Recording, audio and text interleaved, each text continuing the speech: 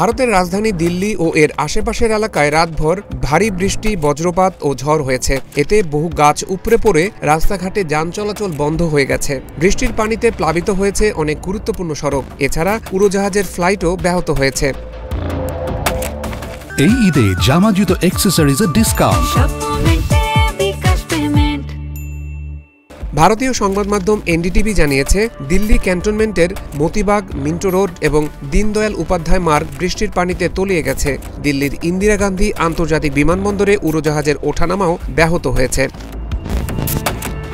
আজ রোববার ভোর 4টার দিকে সামাজিক যোগাযোগ মাধ্যম এক্সে দেওয়া এক পোস্টে উড়োজাহাজ সংস্থা ইন্ডিগো জানায়, দিল্লিতে প্রতিকূল আবহাওয়ার কারণে বিমান চলাচল সাময়িকভাবে ব্যাহত হয়েছে। এর 2 ঘণ্টা পরে ইন্ডিগো আবার জানায়, উড়োজাহাজ চলাচল স্বাভাবিক অবস্থায় ফিরে এসেছে।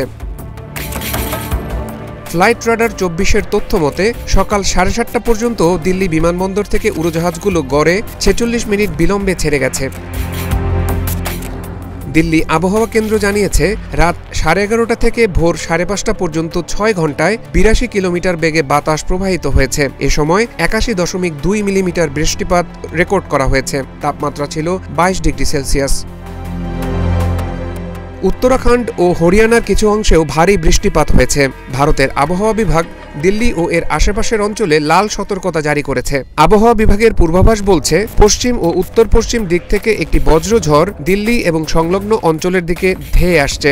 এর প্রভাবে তীব্র বজ্রঝড় বা ধুলোবালি সৃষ্টিকারী বাতাসের সঙ্গে ঘন ঘন বজ্রপাত এবং দমকা বাতাস হওয়ার আশঙ্কা রয়েছে। গত বুধবার থেকে বৈরী আবহাওয়ার কবলে পড়েছে দিল্লি।